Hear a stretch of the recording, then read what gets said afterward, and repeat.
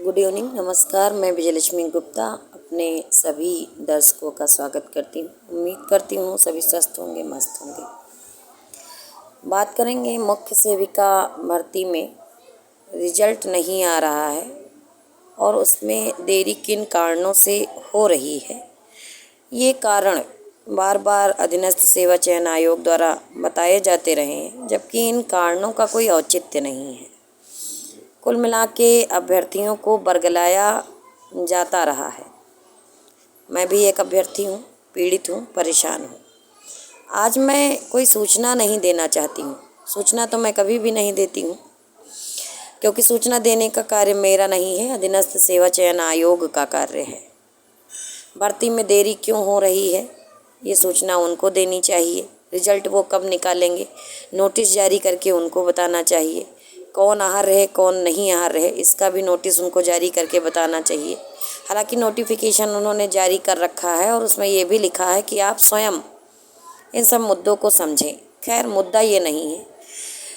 मैं भी इंसान हूँ, मैं भी संवेदनशील हूँ, मुझे भी दर्द होता है। मैं भी उन परिस्थितियों से गुजर रही हूँ जिन परिस्थितियों से आप लोग गुजर रहे हैं। जैसे आपको रिजल्ट चाहिए, मुझे भी चाहिए। परिणाम कुछ भी हो, भविष्य के गर्भ में क्या है मुझे नहीं पता। हाँ, परंतु मैं सकारात्मक हूँ। मैं सोचती हूँ कि मैंने जो परिश्रम किया है उसका फल मुझे मिलेगा, लेकिन कब मिलेगा ये प्रश्न है मेरा।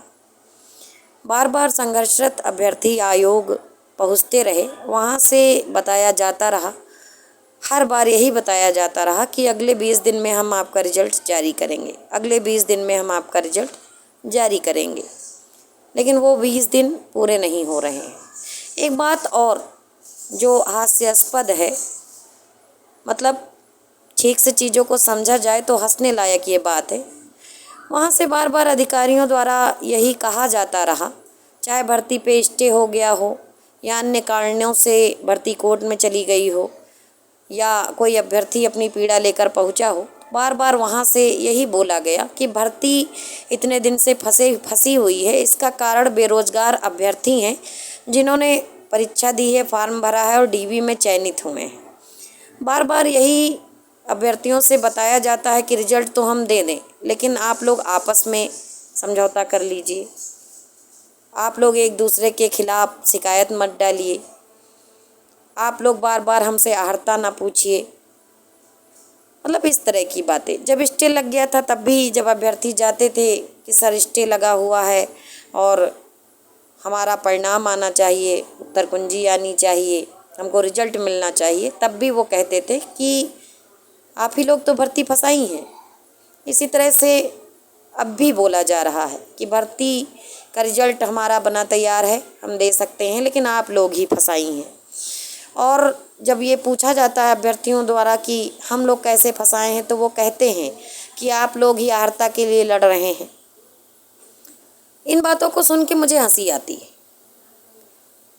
जो लोग 8,337 लोग चयनित हुए हैं, उनका चयन भी आपने किया है। 2,567 लोगों का चयन होगा, उनका चयन भी आप ही करेंगे।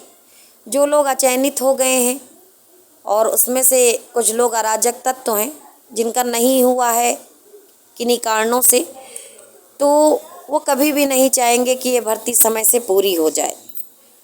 इसीलिए वो रोज़ विभिन्न प्रकार के एप्लीकेशन, प्रार्थना पत्र लगाते हैं, डालते हैं। तो निर्णय आपको ही करना है। इस तरह से भर्ती कोई भी हो, जो लोग अचयनित हो जाते हैं, बाहर हो जाते हैं, वो विभिन्न प्रकार के मार्ग में रोड़े अटकाएंगे। तो क्या इसका मतलब है कि वो बार बार रोड़ा अटकाते रहेंगे तो आप उनके रोड़ों का ही इंतजाम करते रहेंगे? ऐसे तो 20 साल बीत जाएंगे। और यही किया भी है आप लोगों ने। 10 साल से बहुत सारी भर्तियां फंसी हुई हैं। शायद उनका भी कारण अभ्यर्थी ही रहे होंगे। अभ्यर्थियों ने ही बार बार अपने रिजल्ट के बारे में आपसे पूछा होगा, बार बार आपसे विनम्र निवेदन करने गए होंगे, और इसी में आपका समय लग गया उनको बताने में, उनको रोकने में। तो ऐसा काम किया ही क्यों जाए कि अभ्यर्थी आपसे बार बार पूछने जाएं, आपसे पता लगाने जाएं। अगर समय पर चीज़ें हो जाएं तो अभ्यर्थी क्यों जाएगा आपके पास? टाइम से अगर किसी को कुछ मिल जाए तो वो आवाज़ क्यों बुलंद करेगा? बहुत दुख होता है, बहुत तकलीफ़ होती है। बार बार आश्वासन मिल रहा था कि आप लोग हमको डिस्टर्ब ना करें, हम आपका रिजल्ट बना रहे हैं, अगले 20 दिनों में बना रहे हैं, ITI अनुदेशक के बाद आपका रिजल्ट बना रहे हैं। उसके बाद जब अभ्यर्थी पहुंचते रहे, कारण कोई भी रहा हो, जो परेशान होगा वो दवा लेने जाएगा ही, तो वहाँ से हर अगले 20 दिन का आश्वासन दिया जाता रहा और काम अभी तक शुरू नहीं हुआ, यही बताया गया है।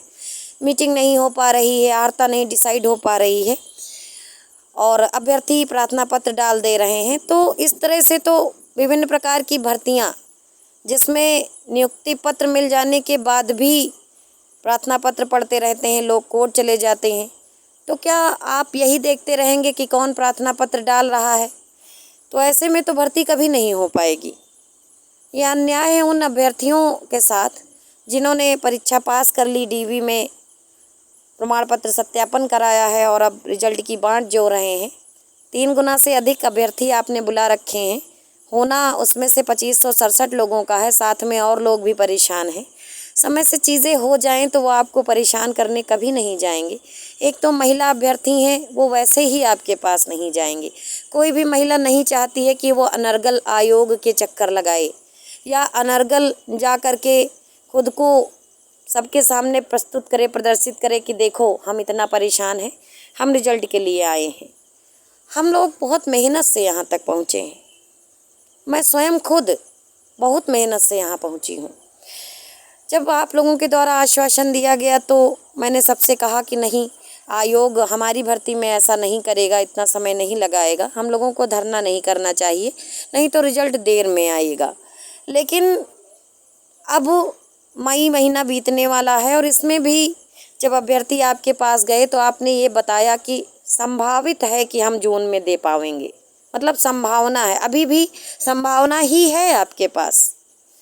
जबकि माननीय कोर्ट से जब स्टे हटा था तो मौखिक रूप से माननीय जज महोदय ने ये कहा था कि अब आप त्वरित गति से रिजल्ट निकाल दीजिए, क्योंकि आपकी लड़कियां ओवर एज हो रही हैं। इन्हीं सब मामलों को देखते हुए फैसला दिया गया था और अभी तक रिजल्ट नहीं आया है। प्रत्येक बंदा जो इस भर्ती से जुड़ा है, चाहे वो अभ्यर्थी हो, चाहे उसके घर परिवार के लोग हों, सभी परेशान हैं। कुछ तो ख्याल रखिए, कुछ तो सोचिए, कितनी पीड़ा में हैं हम सभी।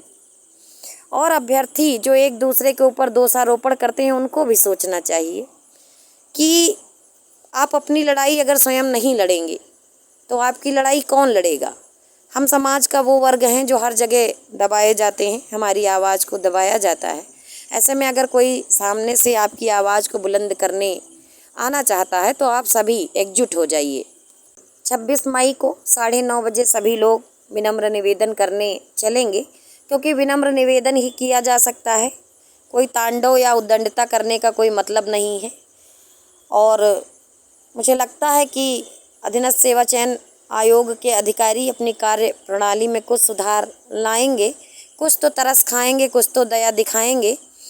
तो इसी उम्मीद के साथ, सकारात्मक भावना के साथ सभी लोग समय से आयोग पहुँचे, आयोग में स्तुति करिए, निवेदन करिए, भीख मांगिए अपने रिजल्ट की। जल्द ही मिलेंगे अगले वीडियो में। धन्यवाद।